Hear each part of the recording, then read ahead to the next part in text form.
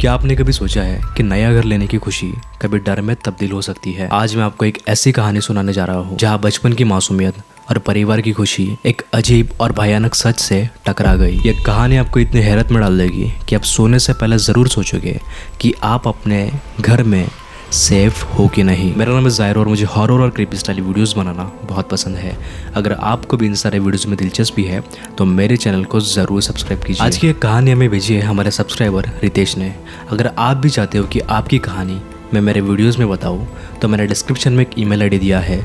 उस email ID पर आप अपनी कहानी मुझे भेज सकते हो। So without further ado let's dive into our today's video.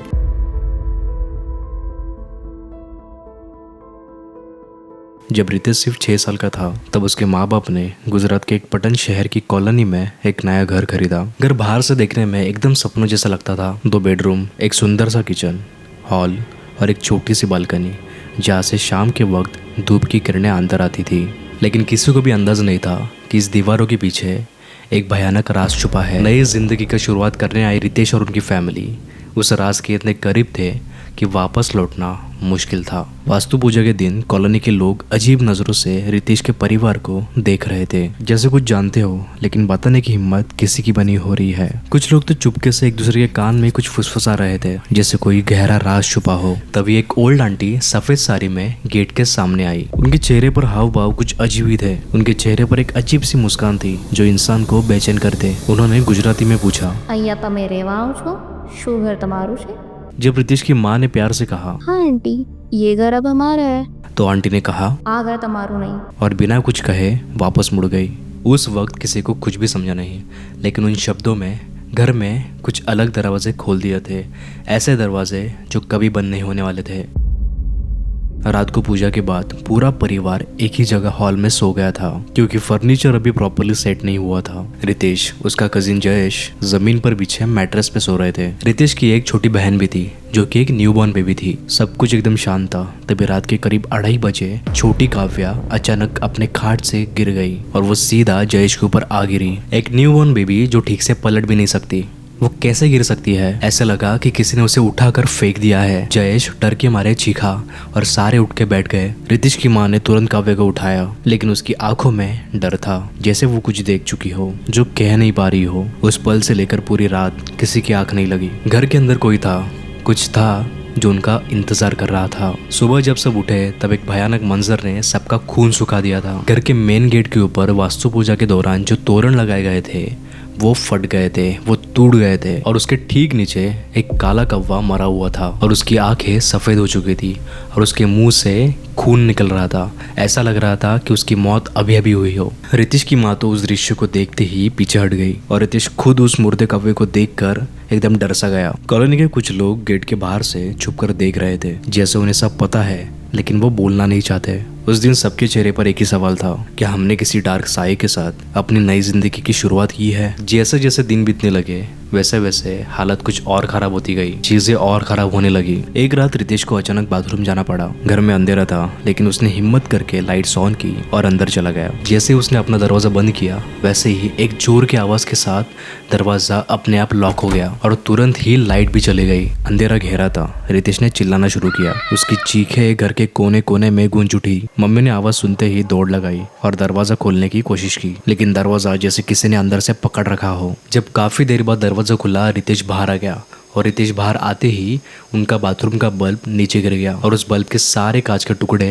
उसके पाँव के आसपास बिखर गए। उसकी सांस फूली हुई थी, उसके आंखों में आंसू थे, वो पूरा डरा हुआ था और उसके मन में एक ही सवाल आ रहा था, ये सब मेरे साथ क्यों हो रहा है? रात को घर में अजीब अजीब आवाज आने लगी। कभी किसी के हंसने की हल्की सी आवाज तो कभी घुंघरों की मध्यम सी आहट, जैसे कोई औरत अंधेरे में नाच रही हो। एक बार तो रितेश ने अपने कान से साफ सुना एक छोटी लड़की की आवाज जो कह रही थी, आओ ना मेरे साथ खेलो। उसके बाद से हमेशा रितेश को एक जैसे सपने आने लगे। सपने में एक सफेद फ्रॉक पहनी हुई लड़की जो हमेशा एक ही जगह खड़ी होती थी। उसके चेहरे पर मुस्कान थी लेकिन आंखों में एक अजीब सी खामोशी और वो दिखने में एकदम अलग ही दुनिया की लगती थी। क्लासिकल म्यूजिक सपने में बजते रहते थे। वो सपने में उसे कहती थी, यहाँ से कभी मत जाना, मैं अकेली हूँ। रितेश के डरावने सपने, वो घुंघरों की आवाज और वो लड़की की मुस्कान अब रितेश की जिंदगी का एक हिस्सा बन चुके थे। उस घर में रहना अब किसी सजा से कम नहीं था। हर रात कुछ ना कुछ चीज़ें होती रहती थी। कभी रात के 3 बजे दरवाज़ा अपने आप खुल जाना, तो कभी टीवी अपने आप चालू हो जाना बिना किसी रिमोट के। ये सब इतना असहनीय हो गया था कि सिर्फ 1 महीने के अंदर पूरी फैमिली ने फैसला किया कि इस घर से निकलना ही होगा, अभी के अभी। उस दिन शाम को जब रितेश के पापा पैकिंग कर रहे थे, तभी कॉलोनी के एक अंकल, वही जो पूजा के दिन आंटी के साथ आए थे, उन्होंने उन्हें रोका। उनका चेहरा पहले जैसा नहीं था, बल्कि डर से भरा हुआ था। उन्होंने चुपके से कहा, एक बात बतानी है और डरना मत। उसके बाद जो उन्होंने बताया, उससे रितेश की और उनकी पूरी फैमिली की पैरों तले जमीनी खिसक गई। पति, पत्नी और उनकी 5 साल की बेटी। पत्नी क्लासिकल डांस की शौकीन थी, रोज घुंघरू पहनकर प्रैक्टिस करती थी, लेकिन उसका पति एक शराबी था। उसकी हर रात मारपीट में गुजरती थी। आखिर एक रात उस औरत ने उसी घर में पंखे से लटक कर अपनी जान दे दी। उसकी छोटी बेटी ने यह सब देखा और शौक में उसी रात उसका भी दम टूट गया। अंकल ने बताया कि कुछ दिनों पहले जो आपके घर के बाहर एक आंटी आई थी, उस आंटी ने इस घर में एक औरत को नाचते हुए देखा था और एक छोटी लड़की को खिड़की से अपनी तरफ घूरते हुए देखा था। तब से आंटी का मानसिक संतुलन बिगड़ गया। वो दिन भर सिर्फ एक ही बात करती थी, आ घर तुम्हारा नहीं, मतलब ये घर तुम्हारा नहीं है। वो रोज कुर्सी पर बैठकर अपने आप से ही अजीब अजीब बातें करती है। उस रात रितेश की फैमिली ने बिना किसी को बताए घर छोड़ दिया। पैकिंग अधूरी थी, लेकिन जान बचाना ज्यादा जरूरी था। रात के 11 बजे जब फैमिली और रितेश एकदम चुपचाप निकल रहे थे, तो रितेश ने अपने घर की तरफ मुड़कर देखा और उसने देखा बालकनी में कोई था, एक छोटी सी लड़की